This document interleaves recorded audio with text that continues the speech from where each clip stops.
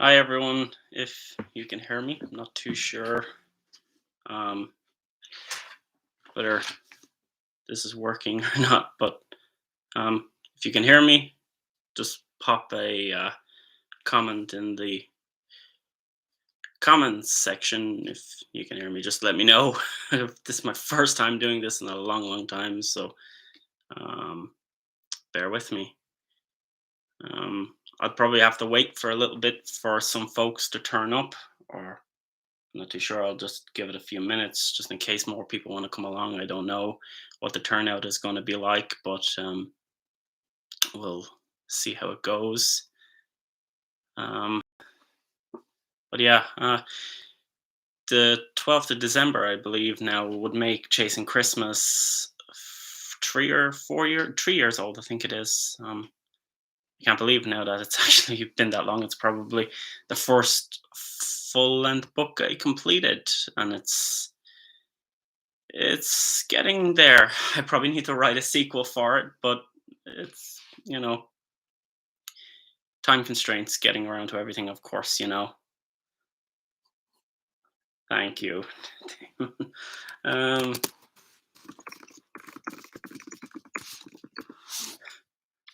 uh, Thank you. Someone is actually listening. um,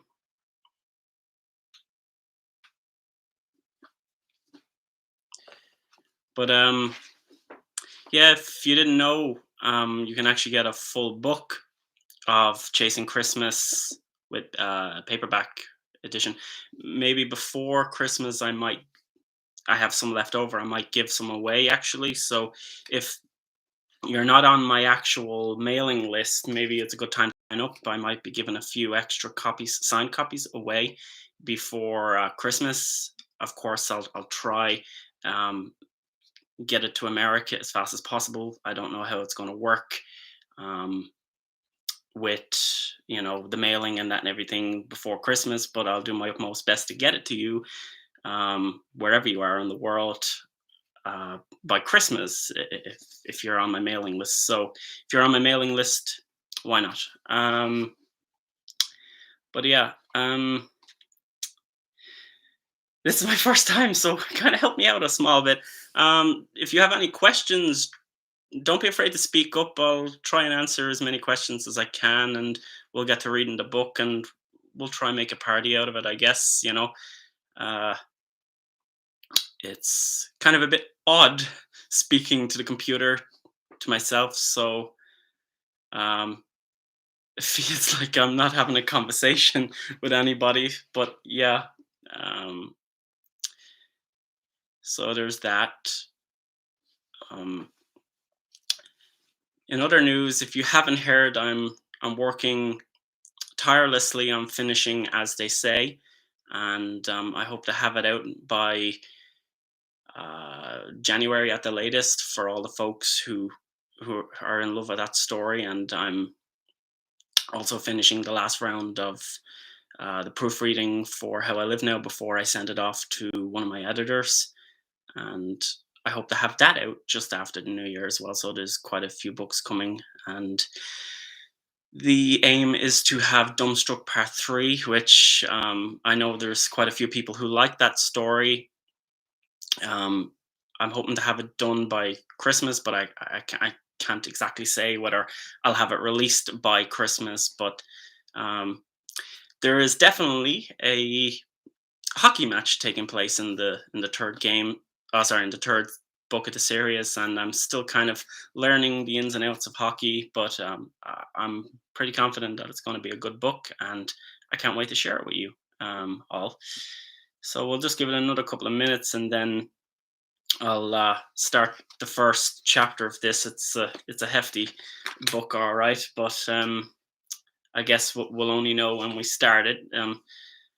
I figured that we'd do a chapter every evening for 22 days from the 1st to the 22nd of this month um, because it is quite a bit. It's actually my second longest book, as they say, is 125,000 words.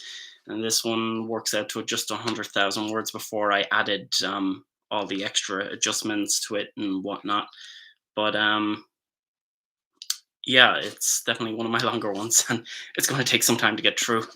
Christ, I'm kind of shaking, but okay, I don't do well talking on my own, so I'm probably rambling a bit. So anyway, we'll give it another minute or so, and we'll start. Um, if Let me know if you've ever read Chasing Christmas before, and what's your favorite part in the book. I'd love to know as we read forward, and I'd love to know. My favorite scene was the part where they're rushing toward the end. Spoiler if you have never read it, but I'm assuming everybody's read it by now. If you're here, is toward the end when the final ambush is happening and that everything. That was really really cool to me. I really enjoyed writing that scene. I'm pretty sure I wrote the whole mall scene and where they're running through the mall and all the way to sprint to the finish. I wrote that all in one evening. And then when I look back at it, it was probably one of my most productive evenings of writing ever. And it's still very faintly familiar to me that I'd want to write something exactly like that again. But I guess we'll just have to see where it goes because, you know, um, I've always wanted to write a second story for the Noah Finch Chronicles, and I will get around to writing one. It's just it takes so much time. I'm not a fast writer. Well, I am a fast writer, but a very slow editor, and I guess that's just gonna take some time, to fix things up. Um, but that's just how I go. I've even ran some uh, scene and ideas with my boyfriend, and he's actually giggled at a few of the scenes that we've mentioned together. And I don't want to have any spoilers, but um, we're probably thinking of going toward a more so kind of camping vibe, like a scouting kind of thing, and to get lost in the wild and that kind of thing. But that's the idea, and I really like that idea. You know what I mean? Like kind of like Disney's Bushwhacked or something like that with Daniel Stern, with all these scouts and stuff. They're all just lost in the wilderness, and I just thought it was kind of amusing, and I can see why. So I might go down that route of scouts. Not that I've ever been in scouts, but um, I guess we'll find out how it turns out when I get around to it. Um, okay, uh, I'll probably I'll probably give this a start now because I'm not too sure. I'm assuming most folks would be here by now if they wanted to turn up. So I'm going to start blasting away at the prologue. I just realized that um, I captioned it wrong when I was writing it in the actual description. It was the first chapter, and I forgot all about the prologue. Typical me, but I guess we can change that afterward. I'm pretty sure this runs live afterward, and I think I'm pretty sure it's live afterwards, so you could probably rewatch it or uh, you know spread the word if let other folks read it or whatever. But okay, so I'll try read my creation that I created 3 or 4 years ago for Christmas 2017, I believe it was, over on Nifty. I think was the first place I posted it. Uh, so yeah, um, sorry if I'm reading too fast or whatnot, or if I make any errors in advance. But I'm going to try my utmost best to actually give this a blast. So here we go. So it did not quite feel like Christmas for young Jesse Tillman. Every year, when the blissful Xmas lights draped proudly from their neighbors' gutters and children woke to discover Santa Claus had arrived, Jesse woke to find his alcoholic mother draped across the kitchen table instead. Where his mother had gone astray, Jesse had not one inkling. However, if the slightest indication as to why his father left them, then he can see why. The boy envisioned how his father would be sitting on a bench south in Florida, That must be fun, having no obligation to worry about the kids you left behind with such a woman. Not that Jessie's mother is a cruel lady, but a self absorbed one. Trampling the levels on the stairs, Jessie hurried himself to the ground floor. Here he was, the night before Christmas Eve, and not as much as a decoration up to boast how much or little joy he felt toward the holiday. The sensation is there, the faint tickling of the heart, the warming essence of love and prosperity. However, as the boy reached the bottom of the stairs, one could say his life is nothing short of a Christmas movie. Alternatively, the hallway, grotty and tasteless, broods in the darkness. Between the beveled panels of the front door, the outside world floods in absently, providing what little light the foyer gave. Or foyer, depending on where you are in the world. um, where was I? Okay, so outside, a fresh blanket of snow had fallen, and did Jessie feel contempt for not indulging in the joyful act of having a snowball fight or building a snowman? No. Instead, Jessie passed through the starkly lit house to the rear and into the kitchen. The boy flicked on the kitchen light. The horrendous mess burned out his eyes once he regarded them. Nobody in his family took the blindest heed of having a proud home. Jessie would have rather liked that instead of things working as it always has. Glancing around the room, the countertops lay littered with used dishware, the floor grubby and fragmented with muddy track marks and crumbs. Jessie could not make out the contrast between the old kitchen cabinets and the height of the dish pile that met with the hanging cupboards. Why am I always left to do the chores? Jessie would retort, saddened by the display before his eyes. This would be one reason why the teen never brought home his friends from school. It would also be why the boy never dropped a hint to a girl that his home was an option. Amidst the free, sour thoughts in his mind, Jesse's heart sunk in a cloud of shameful woe.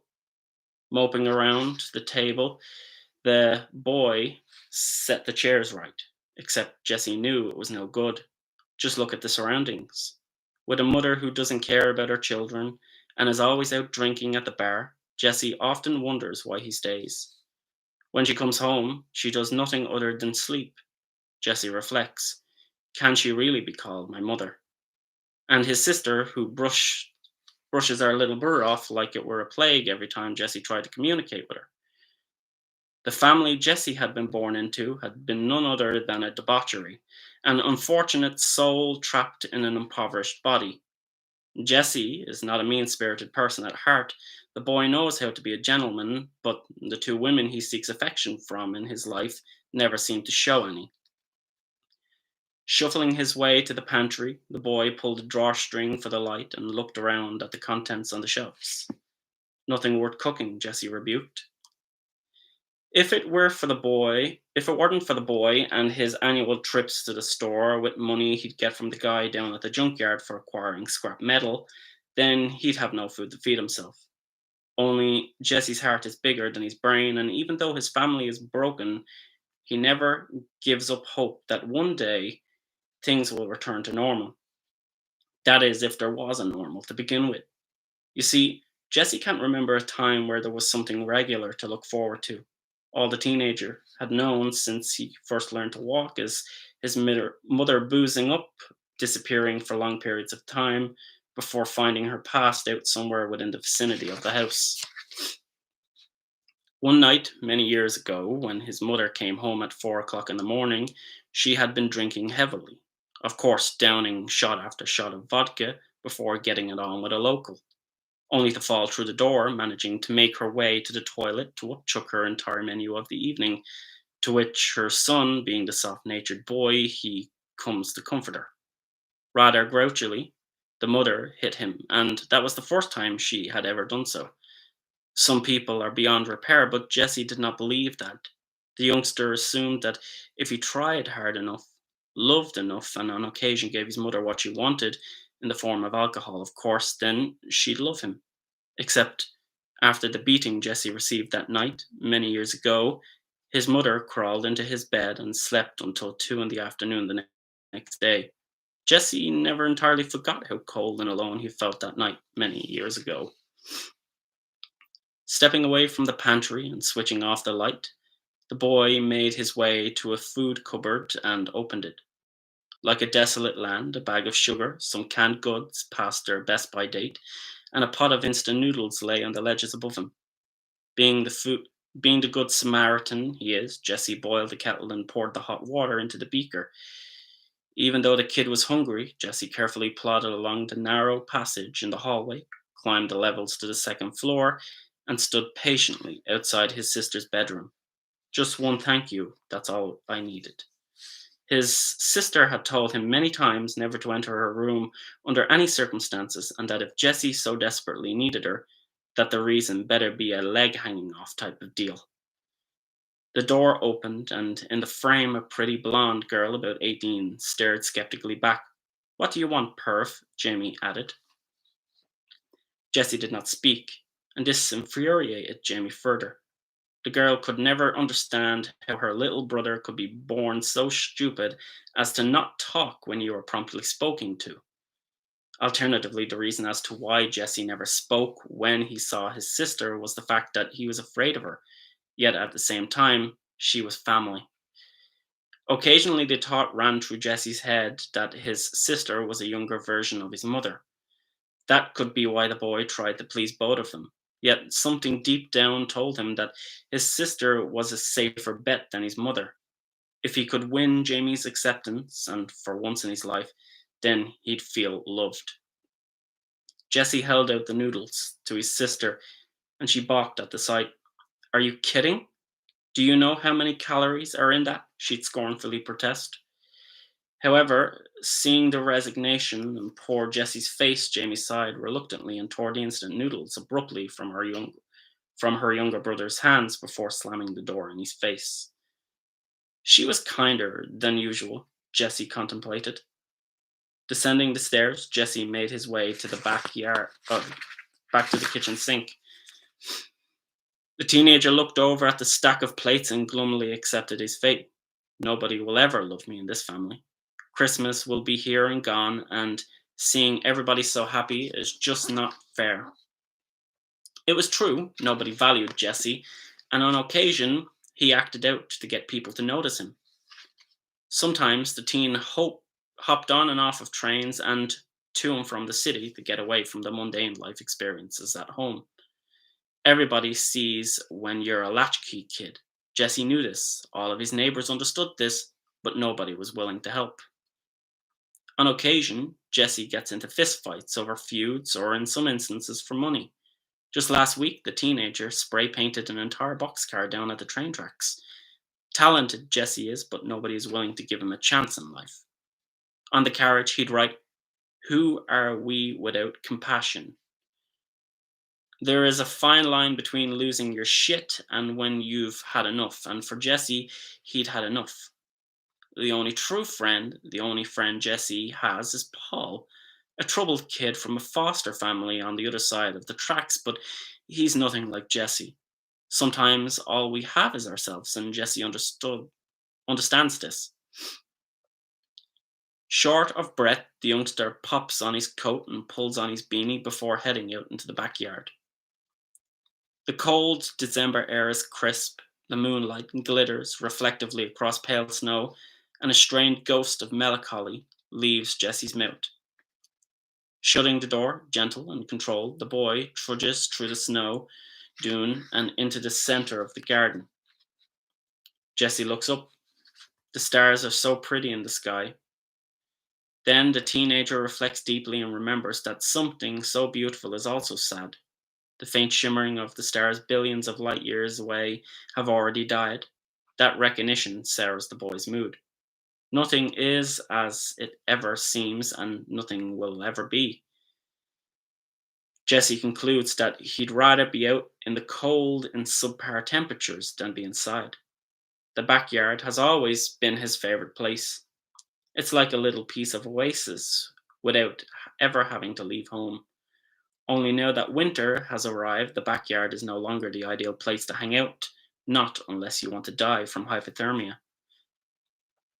For Jesse, suffering from that enema, enema, um, enema, sorry, seemed a lot more favorable than having to look at the endless list he wants to do with his life rather than doing.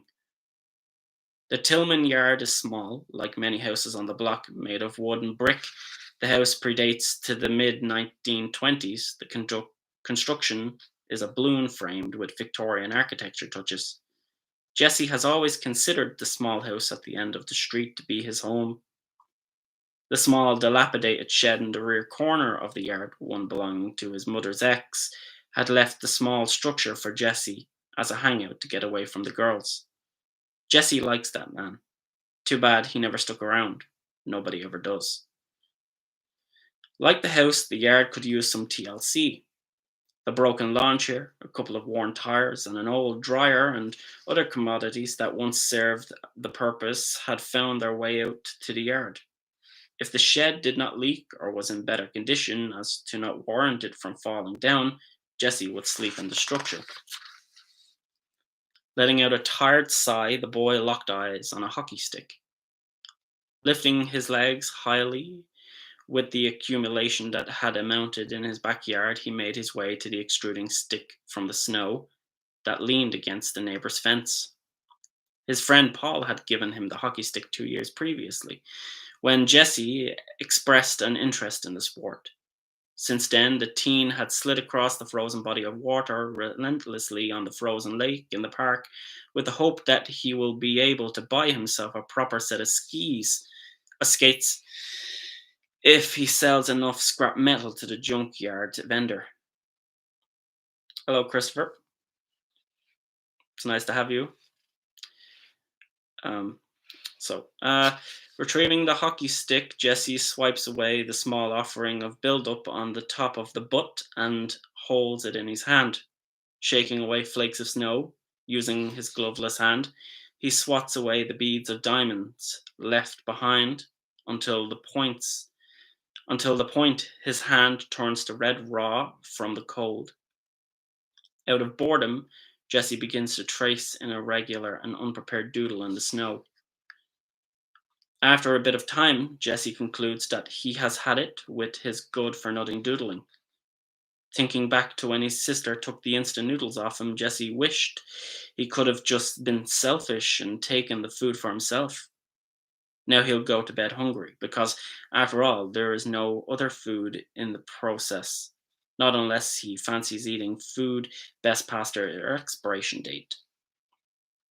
All the thinking and leading to nowhere, Jesse soon becomes agitated at the prospect that he is stuck in this life and there is no way for him to get out. His temperament is, I have to persevere. The frustration bubbles in the pit of his stomach. The boy paces back and forth with the hockey stick in his hand, thinking, thinking, thinking. Just once would I like to wake up on Christmas morning to find a Christmas tree and a load of gifts beneath it. Anxiously, Jesse trudges back and forth. The steam is slowly rising, the bubbles augmenting. Soon, the youngster is no longer anxious or annoyed. He is angry at himself, the world, his mother. Why would I have to be forced to live like this? Then, all the emotion Jesse experiences fumes like a flare taking off to the sky. The pot on a cooker, boiling. The potatoes no longer has a lid. Jesse flays out his arm with the stick and cracks it across the side of the metal trash can. The metal reverberation conjures through its funnel. Shock waves from the impact travel up the hard plastic and pain Jesse's palms. The young boy let out a yelp in pain, yet furious that he could not withstand something as simple as that. Jesse lashed out again and swung the stick at the tree in the middle of the garden to the point that the hockey stick broke. Things fell silent, and other than the flakes falling from the branches above, nothing moved. Jesse froze. Not a single cry for release came from Jesse's mouth, nor did a tear break his eyes. Instead, Jesse whimpered to himself. Nothing to be said, no tears to be shed. nothing to be concerned about. Comprehending what he had just done, he broke the stick. Now that hurt. Glumly sighing, Jessie often peered to the neighbour's yard, only this time to find a snowman erect proudly. Next door is a happy family indeed. I wish I could be like that. Belong to a family who wants me to mean something to somebody. I'm tired of being invisible. When I do things I'm not proud of, I am no longer invisible. Sensing a devious plan coming on, Jessie patted the pockets in his jacket. If I can't be happy, nobody should be happy. Remembering correctly, the teenager recalls having firecrackers in his drawer by his bed. And that sounds fun. What more can be said? Firecrackers and a snowman. Charging across the deep snow, Jessie bashes in the back door and races down the corridor. Behind the door, clops against the wall. Before Jessie has a chance to comprehend his excitement, it's too late. The banging ricochets throughout the house, and by the time the youngster reached the final level before the landing, his sister called out, "For fuck's sake!" Jamie shouted. His sister's bedroom door swung open, and she peered out at her brother. The two of them locked eyes with one another and for a brief moment, and then Jesse rolled his eyes. That is as much sibling love the both of them will share. Before his sister, Jamie, has her bedroom door shut. Jesse is rummaging about his room for the firecrackers.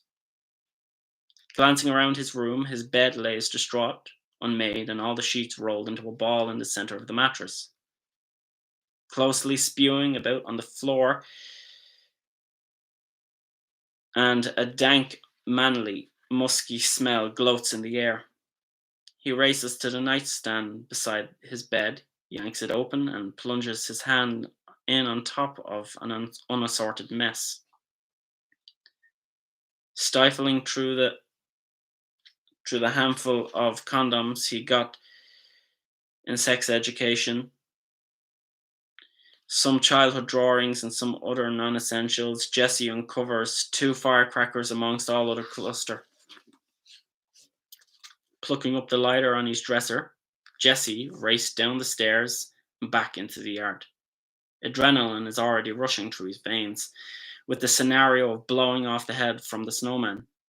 The boy can't quite understand why he does these things, but for a moment's release, it makes him feel alive for once.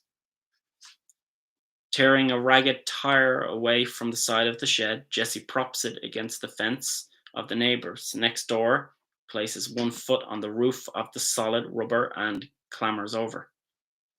Subconsciously, Jesse peers at the back door of the neighbor's house, and in the kitchen, through the window, the happy family is cleaning up after dinner. This upsets Jesse because, more than anything, he wants a family to be part of. A mother who was kind to her kids, and since this defies everything he has ever understood, brought up to be, this is not how life really is. Envious, Jesse removes the firecrackers from his pocket, plunges them into the face of the merry-looking snowman, twisting the red explosives into place. His heart is racing in his chest, and the excitement he cannot quite contain. Just wait until the kids see what I've done to their snowman. It will set them on the straight and narrow, that this life is full of disappointments, and they should start seeing that no sooner or later.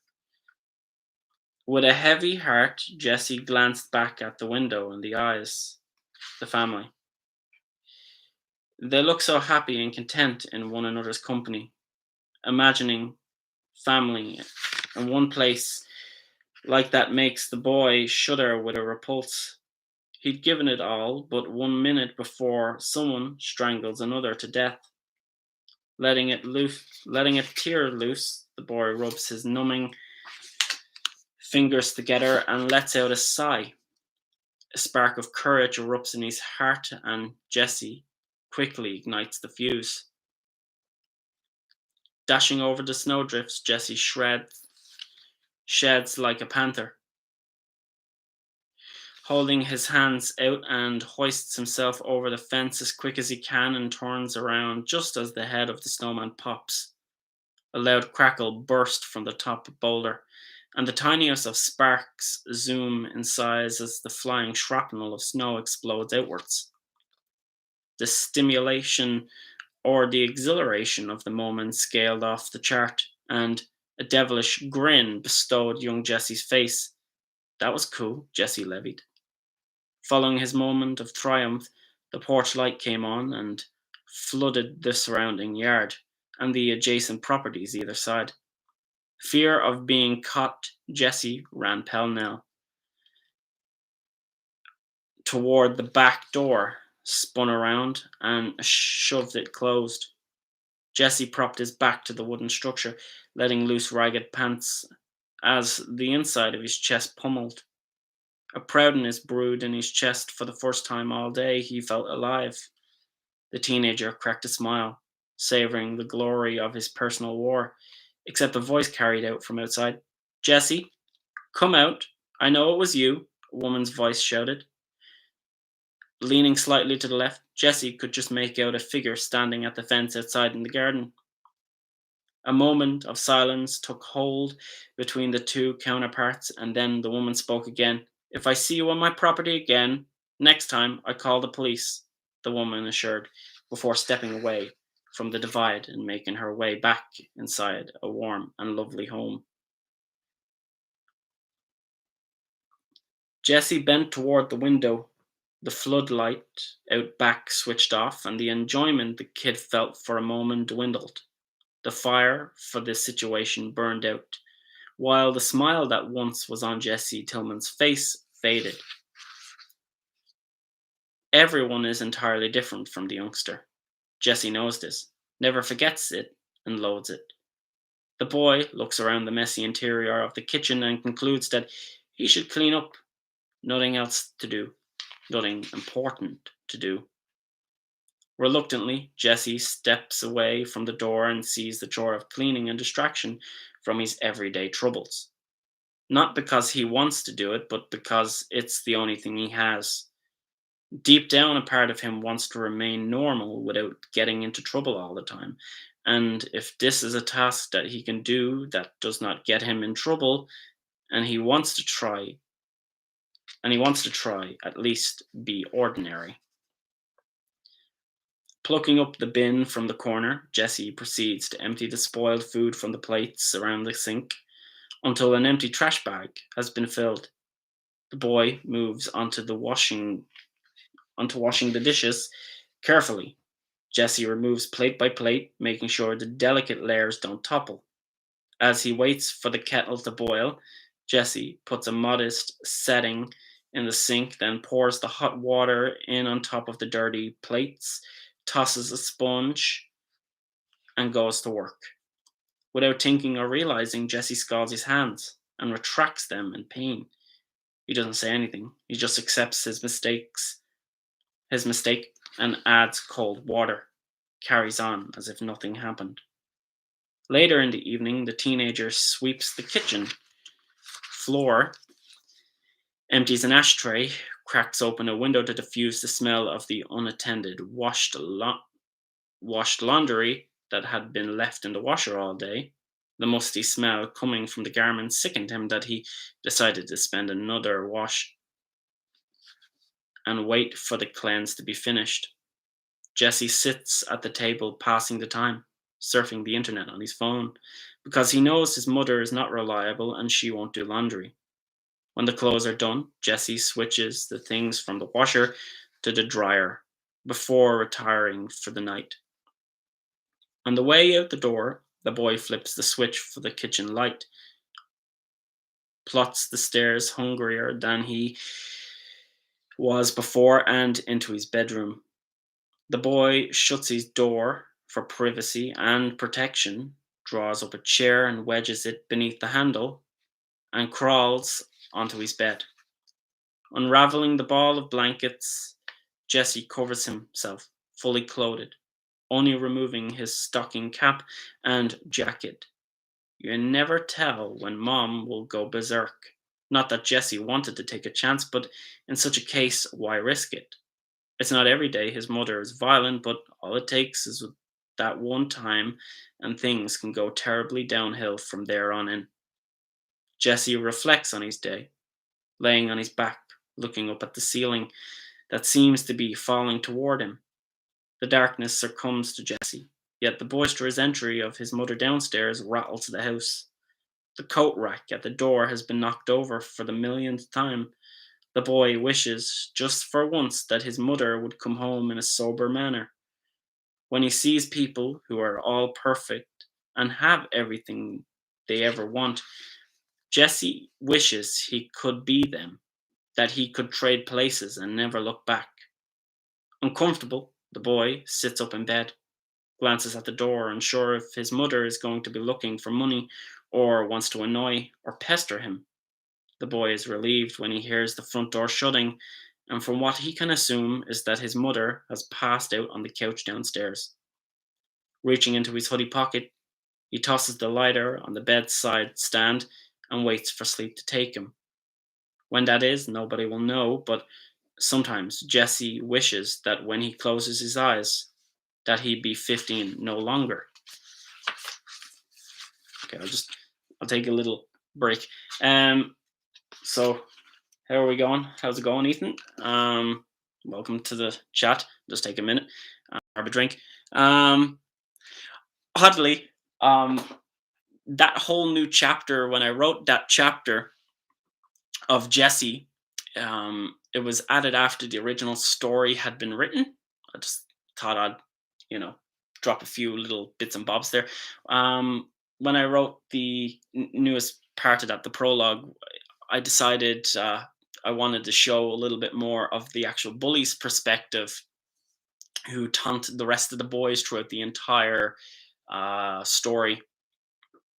And I thought it'd be kind of cool to include that.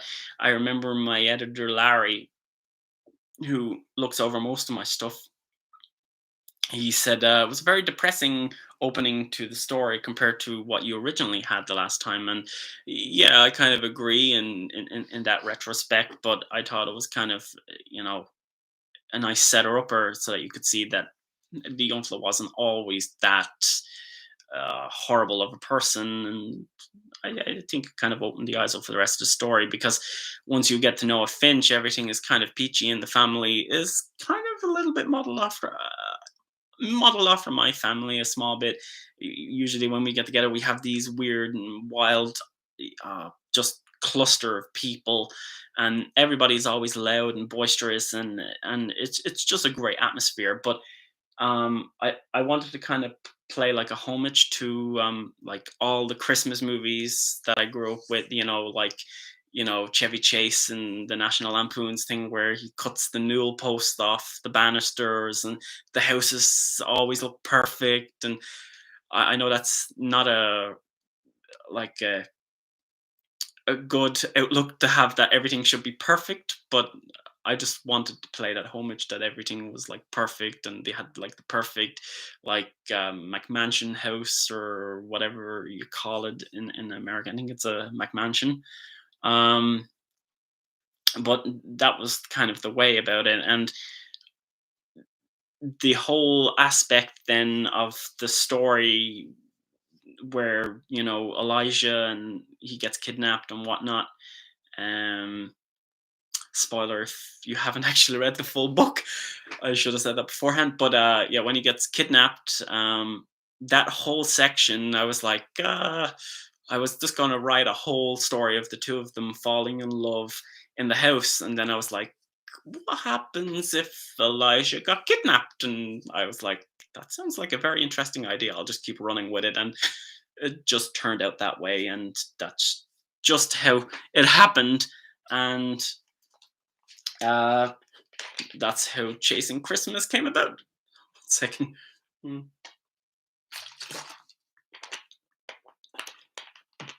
But yeah, but the next time around, when I get around to writing the hopefully the sequel, which I've asked my boyfriend numerous times. I want to call it Chasing Summer, and he says, "Nah, that just doesn't sound right." And I was like, "Okay, okay, we'll see how it goes. I can't, I can't promise anything, but I might be naming it Chasing Christmas." But we get there when we get there. How far are we in this? Maybe I can make a go at the first chapter in a minute. But yeah, that's kind of how the first chapter came about. I wanted to show a little bit more in. I had recently played a game called Life is Strange 2, and the awesome adventures of Captain Spirit, I think it was, had this boy called Christopher, and he was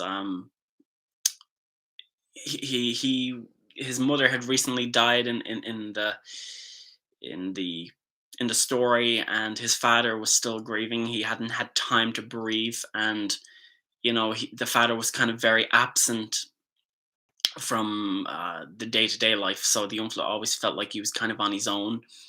And one of the things that you could do when you were exploring as this kid, in the game, was that you could go out to the back garden and you could put a firecracker in a snowman. And I really liked that whole idea. And it inspired me, and I put it into my book, but just for a different reason completely. But that was just it just seemed fun because I had a lot of memories from that game. So I decided to add it. I think it was around 2017 when that game came out, and it's funny how time flies now that I think about it. But yeah, um, so I'll I'll I'll go for another chapter, and that should probably take us up to nearly an hour. I'm gonna try keep it about an hour because I know folks are busy, and I'm really appreciative of all the folks that have actually turned up. It means so much to me, and I hope everybody still continues to turn up for the rest of the month. I know it's a big obligation, but I'm going to try stick through it all. If you stick with me until the end, because I'd love to actually read this book with everybody. Okay, so I'm going to start now. Okay, so chapter 1. Today has been a long day, if anything. With Christmas around the corner and school officially finished and closed for the holidays, I can sit back and relax in bed. Well, lay down and relax is more equivalent to the situation. I never imagined myself laying down and considering about going to sleep before 10 o'clock on the first evening of Christmas vacation, but there is nothing else to do. It's almost as if everyone else is too tired, too busy, or completely shut off from socialization to genuinely care about me tonight. The family is supposed to be on the road, but maybe they'll arrive tomorrow. I tried talking to Jack earlier, and he seemed to be too busy preparing for Christmas to hang out. Jack said, "I have to find a good Christmas present for Samantha." Some friend he is. Instead, I am left to die from excruciatingly slow boredom while Jack goes shopping for some stupid present for his wannabe girlfriend. I don't even know what he sees in her. Or girls. Girls are like ugly. Well, not ugly, that's harsh, but there's nothing special about them. They seem pretty to me, and that's it. I've never had a thought that amounts to anything else other than a simple conclusion. They're pretty.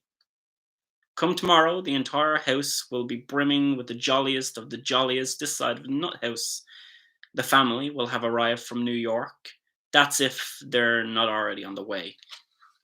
Last year, Uncle Andy and the family all drove from New York to Chicago. They drove the distance. Isn't that like a long way?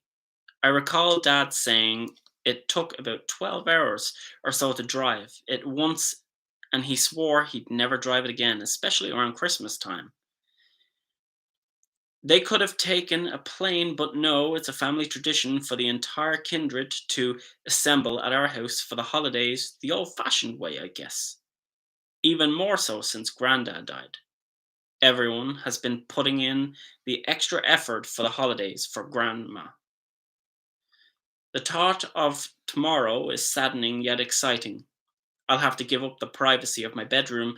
Yeah, that's one thing I've always hated about Christmas time. The family getting together is incredible, but why can't they not like sleep in the living room or the hallway outside my bedroom? I have nightly deeds to perform, and I can't do that with my cousins around. They'll plague and annoy me like they always do. They are always under your nose, and they will be watching my every move. I wonder what sort of crude joke is going to be handed down to me when the family arrive. His mom makes the two boys sleep in. Oh, sorry. Will mom make the two boys sleep in my room? What about Thomas? My brother has a whole bedroom to himself. He can definitely take some people. Though, from what I've heard, he is giving up his bedroom for Uncle Andy and Aunt Annie this year. The year before, he gave it to Grandma and Grandpa. And Uncle Andy and Aunt Annie slept on the pullout downstairs. Meanwhile, my personal space is always upturned because I have three beds. All the kids get chucked into my own space, a spot where I can hide from all the social stigmas and even mom and dad when they are on my fighting terms. Sometimes I wish there was no bunk bed at all. It's not my fault I have a bunk bed that has an additional pullout from underneath the bed, which gives it a total of three sleeping spaces. Just once I'd like something to happen that does not require me getting uprooted from my room. I want the occasion to be joyful for everyone, including me. I don't want it to be turbulent. What good is it when I'm in the sulks? On the plus side, Lucas will be here. It has been an entire year, so I wonder how tall he has gotten. There is only a 6 month gap between the both of us, though I'm still in the lead with the whole who's the oldest game. I haven't seen him since last year, but I occasionally do Snapchat with him. Also, for his birthday, we Skype'd for a little bit, but that's about it. I don't know why, but I somehow seemed to be looking forward to helping Mom out yet tomorrow. Uh, she is going to be busy cooking most of the day with all that delicious food everyone loves. So, well, I think it's fair to say that I should help her out, right? I've always helped her out, or am I beginning to change? I hope not, because making cookies is fun. Late in the evening, I'll finally get my chance to put the angel on the tree. Last year, it was Lucas's turn to set the angel on top of the tree. The year before that, it was Thomas's. And this year it is mine, so I can't wait. Seriously, though, what else is there to do around the house on Christmas Eve? Yeah, I could go over and shovel the driveway of the old lady across the street, in addition to ours, though I'm always left to perform it. Thomas leaves me to finish it on my own because he knows I'll do it if I don't ask him. I guarantee, like he always does, after I've done all the work, Thomas will turn up to take all the credit for something I did. Though Mum is wise, she knows me all too well. I always end up doing the work, and he usually gets moody about it. Dad, on the other hand, will probably want me to help him out with stuff tomorrow too. After all, it's going to be a busy day for all of us tomorrow. Christmas is only a day away, and I can't believe it. It's going to be a crazy day. I know it. Contemplating for a moment, I somehow concluded that turning in for the night is the best course of action. Though I should brush my teeth first, and maybe after that I can sit back down and think about cough, playing with myself. What? Don't judge me. Am I trying to reason with myself against an invisible force for something that is required and is equally to hold accountable for making such a decision? Yes. Surely someone can relate if I told them. They'd understand, right? An entire week of jerking off is being disturbed by the family coming. Coming? Okay. No double meanings, Noah. Get up and get something to eat. But do I have to? Yes. Stuffing my hands under my ass, I leverage up and push off the side of the bed. Dangling my feet off the side of the mattress, I stood and compressed them to the furry rug under my bunk. I love that feeling. The feeling of socked feet cushioned up against something incredibly soft. It makes getting out of bed for school in the winter easier somehow. I don't know how it does it, but it just does. The room is quite simple. A bunk bed with a pull-out housed in the middle, floor space, built-in wardrobes nestled into the small alcove to the right of the bed offers a clean, sleek look, and the nook, past the nook is the door. There's nothing immensely special about the interior. The left side of the room has a window which has a standard view of the street. What else is so appealing about it? Other than a dresser in the same place as it has always been, the walls are covered in gaming posters. Furthermore, a shelf by the door has a handful of trophies and medals I've won from participating in competitions for baseball, soccer, and swimming. That's a lot of describing the room. um, okay. Casually strolling from the bedside to the door, I reached out for the lever and pushed down on it gently so that it does not make a load of noise. Almost immediately after I unhitched the door, I opened it a crack so that it wouldn't squeak and shimmy out onto the landing area. Being discreet and quiet, like a trained ninja, is my forte. With my heightened sense, mm, sorry, with my heightened senses, I make my way toward the bathroom, only to stop outside of Thomas's bedroom door. I'm not sure if I hear things correctly, but it's like he has the TV on in there. I thought he was asleep. Resting my ear upon the smooth wooden surface of the door, I listened for any sign of life beyond. From what I can gather, I can hear the faint audible commotion of glass breaking and sorry, shooting confined within the bedroom. A voice began to talk, and the tone of the voice sounds familiar somehow, but it's not Thomas. It seems like something I've heard on TV. It sounds chirpy and breathless almost. Then I hear the words, "Welcome to the party, pal," as a faint bellow extrudes deep within inside the room. We're actually talking about that. What's everyone's favorite Christmas movie? Of course, that's a classic. It's a moment from Die Hard, but um, mine is Love Actually. I really like that film, so I'm kind of curious to what other folks really like. But okay, moving on. I immediately smile, knowingly what the source of the sound is. It's from Die Hard. I contemplate and remember how Bruce Willis is trapped inside the tower with the awesome Alan Rickman. He sure does have a shitty day, but I can't deny the movie is a classic. I somehow find myself wondering why Thomas didn't mention he was going to be watching it. It would have been good to catch up and at least see a good action movie with my brother. Somehow, I feel a little saddened like a reject. Nonetheless, I lean away from the door to go to the toilet first. Turning away from the door, my right leg hits the small table beside Thomas's bedroom. I can't decide which is worse, the pain shooting through my big toe or Mom's vase about to plummet to the floor. My two hands shoot out subconsciously to catch the rocking vase, which unhealthily sways from side to side. Letting out a hiss of frustration, I suck in another breath and jar my lips shut. As I hobble on one foot with a vase in my hands, I mime my pain out in silence of I mime my pain out in the silence of the landing area. That sure fucking hurt. How could I not see that? You are stupid, Noah. Oh, my foot.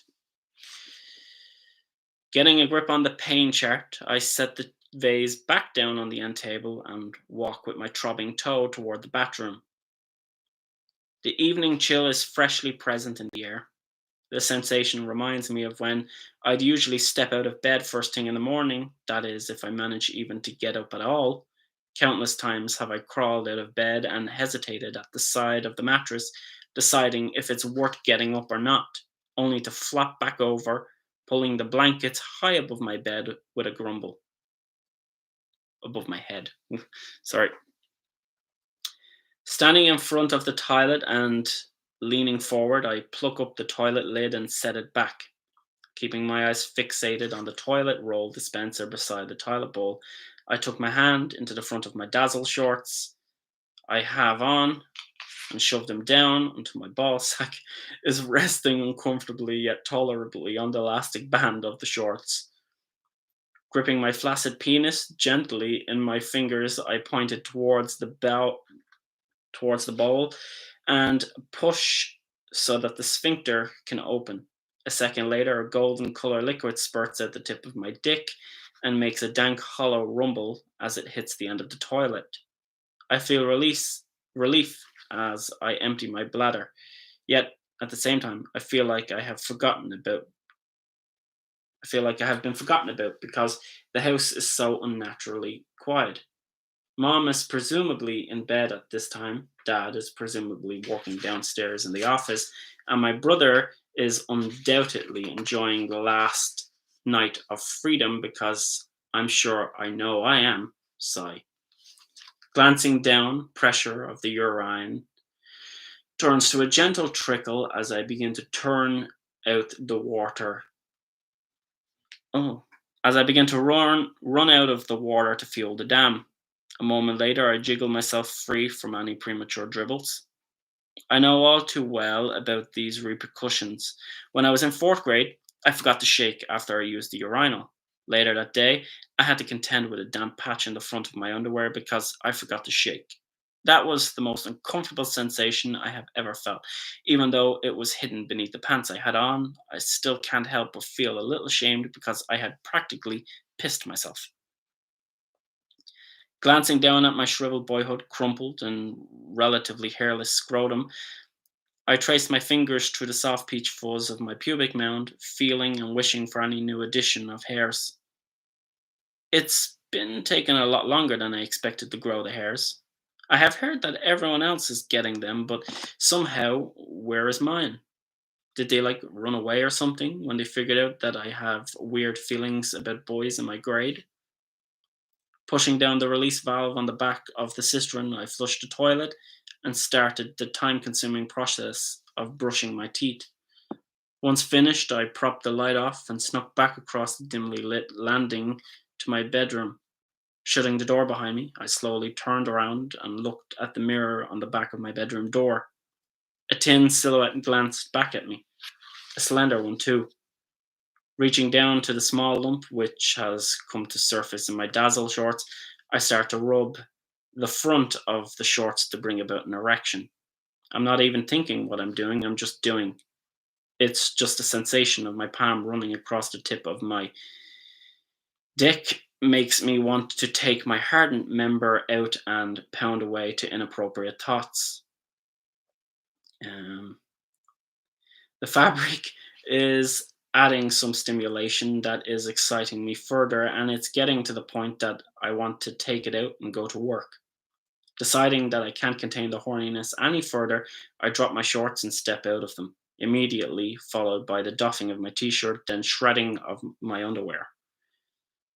I stand in front of my mirror completely naked, minus my white socks.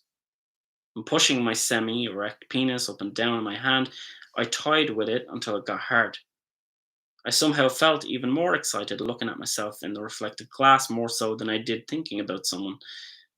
It's also not the first time I've done this, rubbed one off looking at myself. I don't know what I like about it, but I think it's the fact that I'm a boy.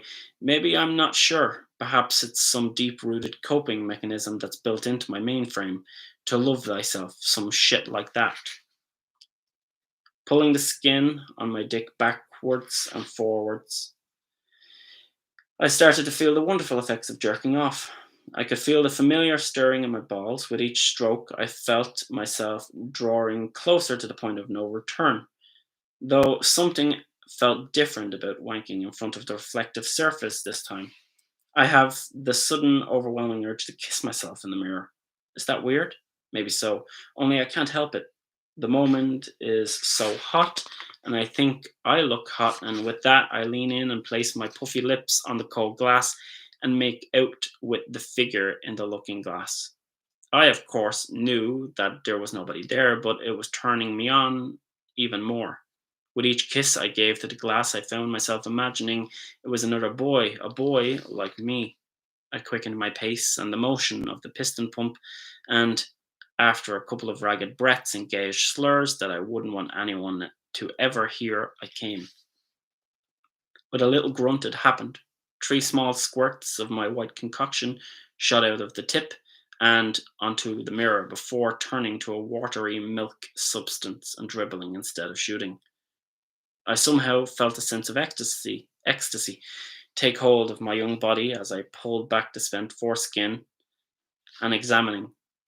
Once my curiosity dwindled, I hunkered down to get my underwear and began to wipe the top of my erection. Cleaning up the remnants of the deed from the silver surface, I dropped my used underwear by the side of the bed and crawled into bed. Switching off the lamp, I turned over and tried to let slumber take me. But for the last couple of minutes, sleep just wouldn't come.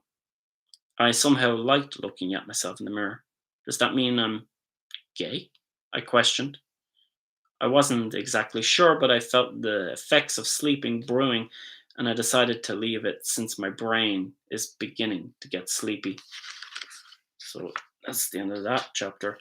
That felt kind of a bit weird reading the sex, or well, not the sex scene, but the that scene, because I kind of forgot that I wrote that. But yeah, it's just funny when you're reading that out aloud. It's kind of like you would never want your mother or something to hear that, and you kind of get a bit embarrassed about it. But I believe I've gotten more tasteful in the approach of writing those particular scenes. I don't write them as much anymore, but I was like what 19 or something when I wrote that. So yeah, and less fat, but that was theoretically a couple of years ago. So it's very juvenile of me when I think back of it now.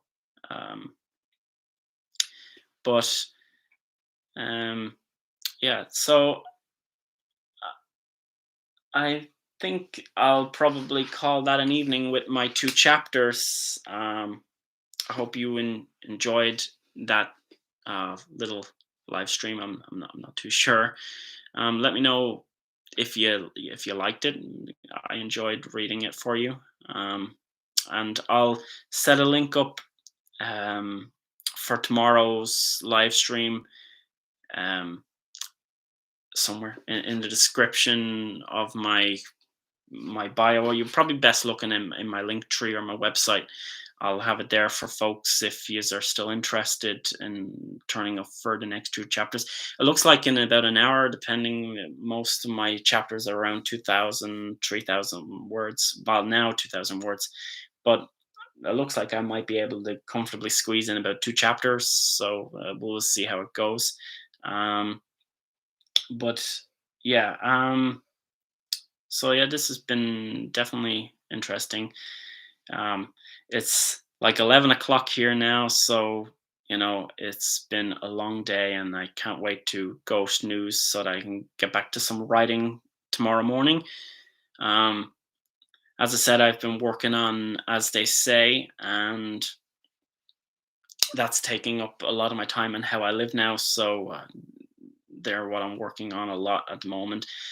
Um, if you haven't heard by now, I'm also working on a small side story called So They Say, which is going to be a kind of a tie in or a sequel to As They Say, but it centers around Ross more so than anything else. And it's taking place after he has left, Kerry in Southern Ireland, and he's gone back to London, and it's kind of explaining a little bit about what has happened after he left Ireland. And I'm hoping I have no release date for that yet, but I'm still in the very early stages of planning that. But I'm hoping to get through quite a few projects now in the next coming months. And as I said, you're looking at two big projects coming in January and probably the start of February, because I'll be releasing As They Say and most likely How I Live Now back to back, and they're two big novels. So then I can get back to even if we tried, which has been sitting there for a long time, and I apologize for that. It's a very special story to me with Sam, but I guess I'm just, you know, one of those folks who just likes biting off more than he can chew, and likes writing a lot of different stories and doesn't want to be tied into one particular niche or niche or whatever you want to call that word. Um, but yeah, so this has been fun, and I just want to say thank you to the folks who have decided to turn up and also stay for um, the entire live stream, and to all the folks who turned up and went off and came back. It was nice to see you too, and I uh, I hope this has been fun. So I hope you have a nice evening or morning wherever you are in the world, and I hope I'll see you tomorrow for more of Chasing Christmas, because I'd love to spend the next couple of days or weeks. Probably we'll work with weeks as we work up to Christmas and read this together. And don't forget, if you're not signed up to my mailing list, I'll be giving away a couple of copies of this. I have two or three copies up there, and I'll be giving away a couple of the copies that's signed to people who's on my mailing list. Thanks, Ethan, and good night to you too. And I hope this has been enjoyable for you all. It's definitely been a new experience to me. It's just been a bit weird. I'm still kind of learning. So yeah. So thanks, and I hope you have a good evening. Goodbye.